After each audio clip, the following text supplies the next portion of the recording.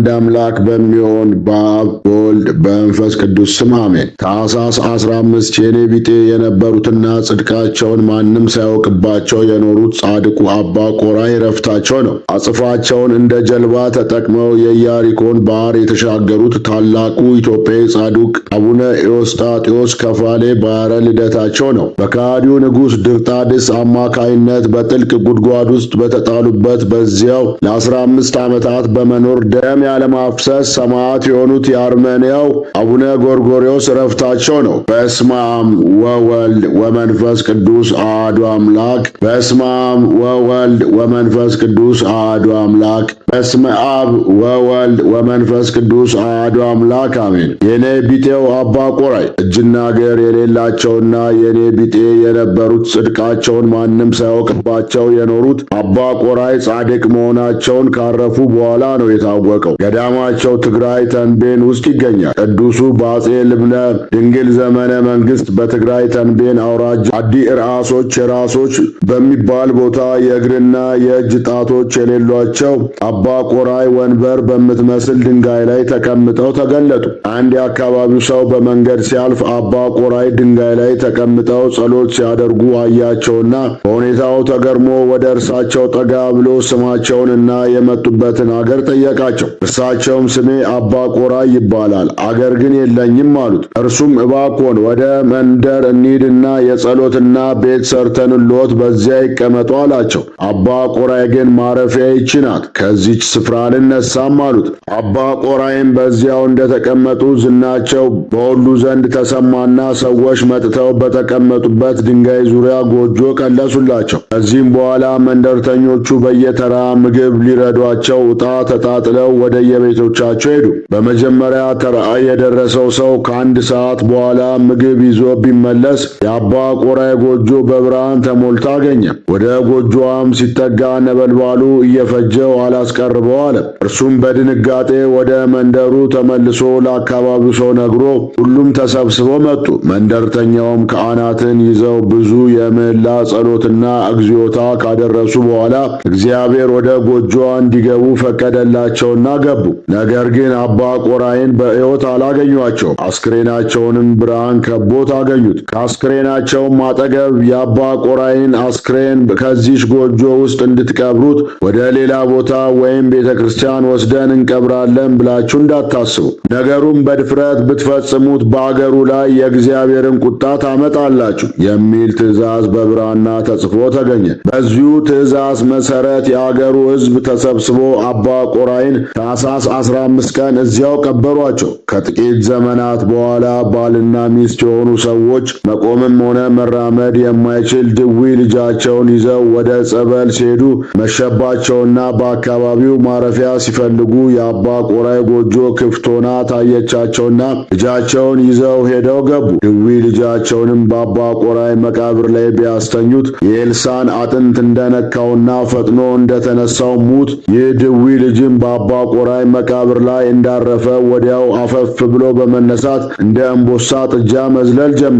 ወላጆቹም እልልታቸውን አቀለጡት። ወላጆቹም በነጋ ጊዜ ወደ መንደርተኛው ሄደው የተደረገላቸውን ተአምር ተናገሩ። ከዚያም ጊዜ ጀምሮ የአባ ቆራይ በዓል በአካባቢውና አጎራባች ቦታዎች ሁሉ ዘንድ መከበር ጀመረ። የዕረፍታቸውን በዓል ታኅሳስ 15 ቀን ሆነ። አባ ቆራይ ራሳቸውን ለእግዚአብሔር ለይተው እንደ ቅዱስ አልዓዛር ለዚህ ዓለም ውዳቂ መስለው ለታላቅ ክብር የበቁ ጻድቅ አባት ናቸው። አባ ቆራይ ረድኤት በረከታቸው ይደርብን፣ በጸሎታቸው ይማረን። ዳግመኛም በዚህች ዕለት አጽፋቸውን እንደ ጀልባ ተጠቅመው የኢያሪኮን ባህር የተሻገሩት ታላቁ ኢትዮጵያዊ ጻድቅ አቡነ ኤዎስጣቴዎስ ከፋሌ ባሕረ ልደታቸው ነው። ኢትዮጵያዊው ጻድቅ አቡነ ኤዎስጣቴዎስ አባታቸው ክርስቶስ ሞዐ ሲሆን እናታቸው ስነ ሕይወት ይባላሉ። ደጋግ የሆኑ ወላጆቻቸው በሃይማኖትና በምግባር ኮትኩተው አሳደጓቸው። ባደጉም ጊዜ ከአባ ዘካርያስ እጅ መነኮሱ።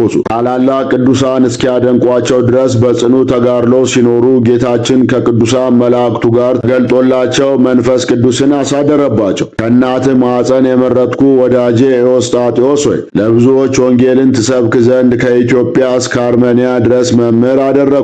አንተን የሰማ እኔን ሰማ፣ አንተንም ያልሰማ እኔን ያልሰማ ነው ካላቸው በኋላ ወደ ሰማይ ሰማይ በክብር አረገ። አባታችን ቅስናን ከተሾሙ በኋላ ወንጌልን መስበክ ጀመሩ። እነ አቡነ አብዲሳን ጨምሮ ብዙዎቹን አመንኩሰው ደቀ መዛሙርቶቻቸው አደረጓቸው። እጅግ አስገራሚ ተአምራትን በማድረግ ለብዙ ሕሙማን መድኃኒት ሆኗቸው። ልጆቻቸውን ሰብስበው ከመናፍቃን ጋር በፍጹም እንዳይቀላቀሉ በመምከር አቡነ አብዲሳን ሾመውላቸው ወደ ኢየሩሳሌም በመሄድ ቅዱሳት ቦታዎችን ተሳለሙ። በመንገዳቸውም የክርስቶስን ወንጌል እየሰበኩ ብዙዎችን ወደ ቀናች ሃይማኖት መለሷቸው። ወደ አርመንያም ሄደው ወደ ኢያሪኮ ባህር በደረሱ ጊዜ መርከበኞቹን እንዲያሳፍሯቸው ቢለምኗቸው እምቢ አሏቸው። አቡነ ኤዎስጣቴዎስ ግን አጽፋቸውን በባህር ላይ ዘርግተው በስመ ሥላሴ አማትበው አጽፋቸውን እንደ መርከብ አድርገው ልጆቻቸውን ይዘው ባህሩን ተሻገሩ። ልጆቻቸውን ልጆቼ በልባችሁ ቂምንና ሽንገላን እንዳታኖሩ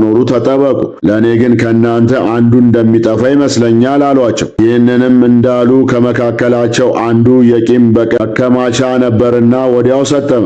አባታችን አርመንያ ደርሰው ከሊቀ ጳጳሳቱ ጋር ቡራኬን ከተሰጣጡ በኋላ ማስተማር ጀመሩ። የአርመንያ ሰዎች ሁሉም በሃይማኖት አንድ እስኪሆኑ ድረስ ታላላቅ ተአምራትን እያደረጉ አስተምረው አጠመቋቸው። አባታችን ጊዜ ዕረፍታቸው ሲደርስ ጌታችን ተገልጦላቸው ታላቅ ቃል ኪዳን ከሰጣቸው በኋላ መስከረም 18 ቀን አርፈው ሊቀ ጳጳሳቱንና ካህናቱን በታላቅ ክብር ገንዘው በሰማዕቱ በቅዱስ መርምዕናን ቤተክርስቲያን ቀብረዋቸዋል። የአባታችን የአቡነ ኤዎስጣቴዎስ ረድኤት በረከታቸው ይደርብን፣ በጸሎታቸው ይማረን። አቡነ ጎርጎርዮስ ዘአርሜንያ።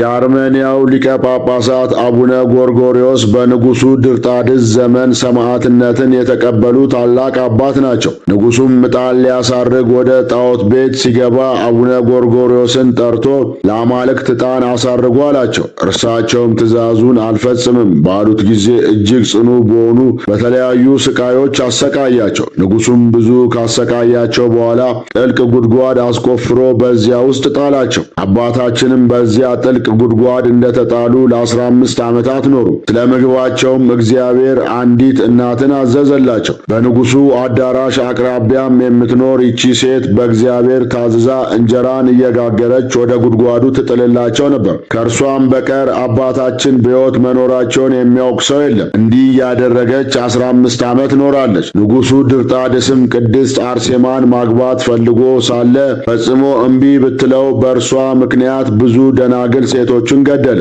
ሰይጣን በልቡ ያደረበት ይህ ንጉሥ ድርጣድስም ደናግሎቹን እና ቅድስት አርሴማን በብዙ ስቃይ ከገደላቸው በኋላ ሥጋቸውን በተራራ ላይ ጥሎት ነበር። ነገር ግን ምንም ሳይሆን በጌታችን ጥበቃ ኖረ። የቅድስት አርሴማንም ውበቷን እያሰበ ስላስገደላት የሚጸጸት ሆነ። ወገኖቹም ከሐዘን ታርፍ ዘንድ ወደ ጫካ ሄደን አውሬ አድን አሉት። ንጉሡም በፈረሱ ተቀምጦ ወደ ጫካ ወጣ። ነገር ግን ሰይጣን ተዋህደውና በነ ቅድስት አርሴማና በአቡነ ጎርጎርዮስ ላይ በሠራው ግፍ እግዚአብሔር የተፈጥሮ መልኩን ቀይሮት እንደ እሪያ አደረገው። ንጉሡ ድርጣድስ ወደ እሪያነት ከተለወጠ በኋላ ያገኘውን ሁሉ የሚናከስ ሆነ። በቤተ መንግሥቱም ባሉ ሰዎች ላይ ሰይጣን አደረባቸውና ታላቅ ጭንቅ ሆነ። የንጉሡም እህት በሌሊት ጎርጎርዮስን ከጉድጓድ ካላወጣችሁት በቀር አትድኑም የሚል ራእይ አየችና ለወገኖቿ ነገረቻቸው።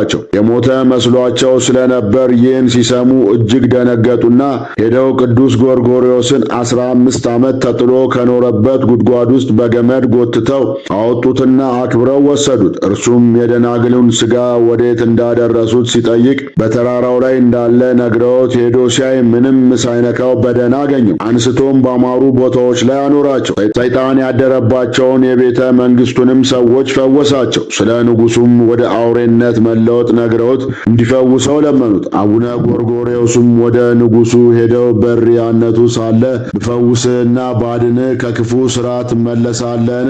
በእውነተኛ አምላክ በኢየሱስ ክርስቶስ ታምናለህን? አሉት። እርሱም ሪያ የነበረውም ንጉሥም አዎ ቢላቸው ጸሎት አድርገው ፈወሱት። አእምሮና የቀድሞ መልኩም ተመለሰለት። ነገር ግን አቡነ ጎርጎርዮስ ንጉሡ ዳግመኛ እንዳይታበይ በማለት ከእግሩ ላይ የእሪያ ጥፍር አስቀሩለት። የቤተ መንግሥቱንም ሰዎች ሁሉ ከፈወሷቸው በኋላ 8 ቀን እንዲጾሙ አዘዟቸው። ሃይማኖትንም አስተምሮ ሥርዓት ሠራላቸው። እርሱም ክህነት አልነበረውምና ወደ ሮሜው ንጉሥ ወደ አኖሪዎስና ወደ ሊቀ ጳጳሳቱ መልእክት ላኩና ጳጳስ ይላኩላቸው አሏቸው። የሮሙም ሊቀ ጳጳስ ጳጳሳት ጎርጎርዮስን ሾሞ ላከላቸው። ንጉሥ አኖሪዎስም በዚህ ተደሰተ። ጎርጎርዮስም ተሹሞ ከመጣ በኋላ ሁሉንም አጠመቃቸው። አርመንያም በቅዱስ ጎርጎርዮስ ትምህርትና በክርስትና የምትታወቅ አገር ሆነች። እርሱም በእመቤታችን ስም ቤተ ክርስቲያን ሰርቶላቸው በመልካም መንገድ አገልግሏቸው ታኅሳስ 15 ቀን በሰላም አርፏል። መስከረም 19 ደግሞ ከጉድጓድ የወጣበት ዕለት ነው። የቅዱስ ጎርጎርዮስ ረድኤት በረከታቸው ይደርብን፣ በጸሎታቸው ይማረን። አነሳስቶ ላስጀመረን አስጀምሮ ላስፈጸመን ለኃያሉ አምላክ ለልዑል እግዚአብሔር ክብር ምስጋና ይግባው፣ አሜን። አባታችን ሆይ በሰማያት የምትኖር ስምህ ይቀደስ፣ መንግሥትህ ትምጣ፣ ፍቃድህ በሰማይ እንደሆነች እንዲሁም በምድር ትሁን። የዕለት እንጀራችንን ስጠን ለዛሬ፣ በደላችንን ይቅር በለን እኛም የበደሉንን ይቅር እንደምንል፣ አቤቱ ወደ ፈተናም አታግባን ከክፉ ሁሉ አድነን እንጂ ይህች መንግሥት ያንተ ናትና ኃይል፣ ክብር፣ ምስጋና ለዘላለሙ አሜን። እመቤታችን ቅድስት ድንግል ማርያም ሆይ በመልአኩ በቅዱስ ገብርኤል ሰላምታ ሰላም እልሻለሁ። በሐሳብሽ ድንግል ነሽ፣ በሥጋሽም ድንግል ነሽ። የአሸናፊ እግዚአብሔር እናት ሆይ ሰላምታ ለአንቺ ይገባሻል። ከሴቶች ሁሉ ተለይተሽ አንቺ የተባረክሽ ነሽ፣ የማኅፀንሽም ፍሬ ብሩክ ነው። ጸጋን የተሞላሽ ቅድስት ሆይ ደስ ይበልሽ። ጸጋን የተሞላሽ ክብርት የአምላክ እናት ሆይ ደስ ይበልሽ። ጸጋን የተሞላሽ ብጽዕት እመቤታችን ቅድስት ድንግል ማርያም ሆይ ደስ ይበልሽ። ልዑል እግዚአብሔር ከአንቺ ጋር ነውና ከተወደደው ልጅሽ ከጌታችን ከመድኃኒታችን ከኢየሱስ ክርስቶስ ዘንድ ይቅርታና ምሕረትን ለምኝልን ኃጢአታችንንም ያስተሰርይልን ዘንድ ለዘላለሙ አሜን። ክብር ምስጋና ይሁን አንድ አምላክ ለሆነው ለአብ ለወልድ ለመንፈስ ቅዱስ ዛሬም ዘውትርም እስከ ዘላለሙ። የእግዚአብሔር አብ ጸጋ፣ የእግዚአብሔር ወልድ ፍቅር፣ የእግዚአብሔር መንፈስ ቅዱስ አንድነት፣ የእመቤታችን የቅድስት ድንግል ማርያም አማላጅነት፣ የጻድቃን የሰማዕታት ጸሎት ተራዳይነት፣ የቅዱሳን መላእክት ጠባቂነት ከሁላችን ከሕዝበ ክርስቲያን ጋር አብሮን ይኑር ለዘላለሙ አሜን።